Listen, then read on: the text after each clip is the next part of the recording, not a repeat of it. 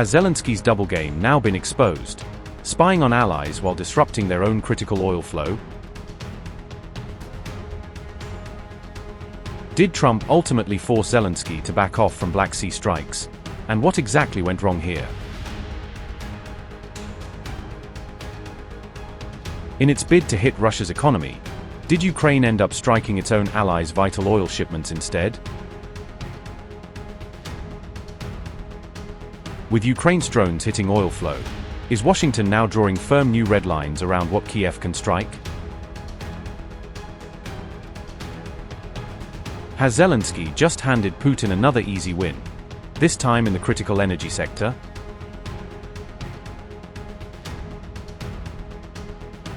Ukraine's repeated Black Sea oil attacks have now forced Kyiv into a carefully negotiated, US-brokered shipping carve-out. Under the new understanding, Ukraine has agreed to spare select non-Russian tankers along with the Caspian Pipeline Consortium's critical export infrastructure. This pledge followed direct, high-level talks between senior US and Ukrainian officials after a wave of July strikes brought loadings at the terminal to a complete halt. Kyiv has now set up dedicated contact channels so commercial shipping companies can coordinate safe passage in advance, rather than risk being caught in the crossfire.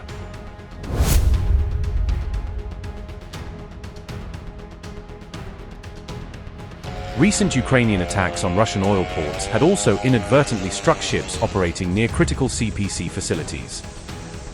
These strikes disrupted oil loadings as nervous shipowners grew increasingly wary of calling at the port of Novorossiysk. This pressure mounted even as Iran war disruptions were already curbing oil flows through the Strait of Hormuz separately. Higher crude costs also fed directly into rising US pump prices ahead of November's critical midterm elections. But why is the CPC terminal important? This single terminal handles about 2% of the entire world's crude oil supply, making it far more consequential than its size suggests. It serves as the main export artery for the vast majority of Kazakhstan's total oil exports. Kazakhstan currently lacks any major alternative export capacity beyond this single critical pipeline route. European refiners lean heavily on this specific CPC blend crude to keep their own supply chains running. The terminal itself is physically located at Novorossiysk, sitting right on Russia's Black Sea coast, which is exactly why it kept getting caught in Ukrainian strikes meant for Russian assets. Under the terms of the deal, Ukraine will avoid CPC infrastructure entirely, along with any non-Russian vessel that meets a specific set of conditions. To qualify for protection, a ship can't be carrying Russian cargo, and it can't be owned by Russian citizens or Russian-linked entities. Vessels already on Ukraine's own sanctions list are excluded from this protection, meaning the carve-out isn't a blanket amnesty. Kyiv is now issuing shipping companies detailed guidance spelling out exactly which vessels remain fair game and which don't.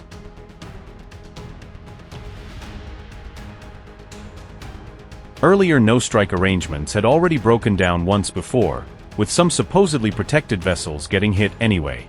Shipments have technically resumed, but volumes are still running well below normal, since the wider threat of drone strikes hasn't actually gone away. An initial strike wave on July 20th had forced several US chartered ships to pause operations entirely. Loadings resumed briefly on July 27th, but commercial vessels were struck again just 2 days later regardless. Because of this instability, CPC blend exports are now projected to fall by roughly a third this month alone. Chevron CEO Mike Wirth had also personally asked the White House to protect the company's operations, according to the Wall Street Journal. Notably, U.S. oil giant Chevron owns a significant 15% stake in the Caspian Pipeline Consortium itself. Western energy companies grew increasingly wary of Zelensky's strikes, just as Kyiv simultaneously increased pressure over foreign weapon supplies.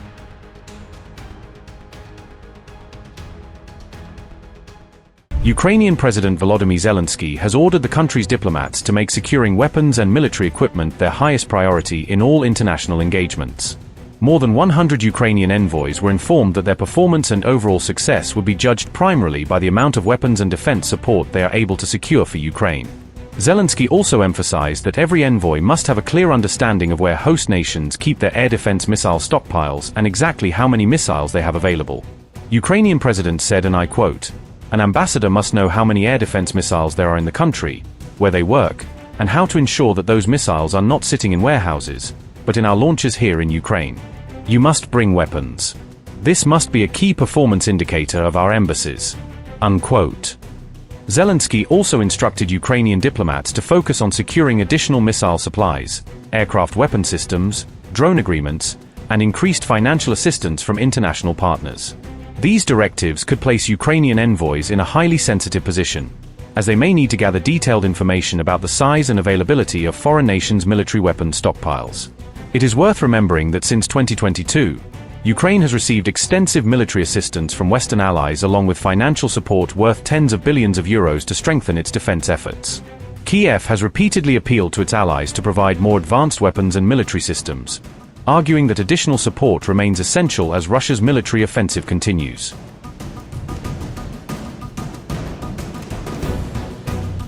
Several Western countries have warned that their own military stockpiles are coming under increasing pressure, as continued support for Ukraine places greater demand on their defense resources. Some governments remain reluctant to send additional weapons, arguing that many of those arms and ammunition are also essential for maintaining their own national defense and military readiness. Demand for missiles continues to grow as Kyiv's allies try to balance ongoing military assistance for Ukraine with the need to preserve enough weapons to meet their own security requirements. Meanwhile, Russia maintains that continued deliveries of Western weapons only prolong the conflict, insisting that such support will not ultimately change the outcome of the war. Moscow has also warned that supplying Ukraine with increasingly advanced weapons effectively makes NATO members direct participants in the conflict, a claim that NATO and its member states reject. Upgrade your news experience with the all-new HT app. Download now.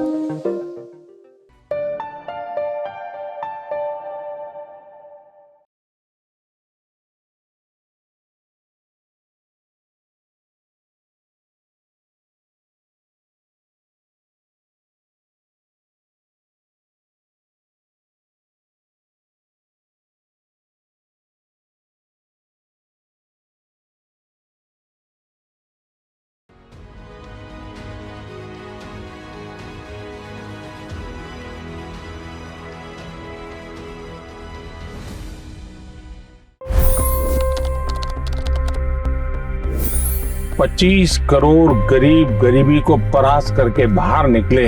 For the good of our nation, let's work together and let's truly make America great again.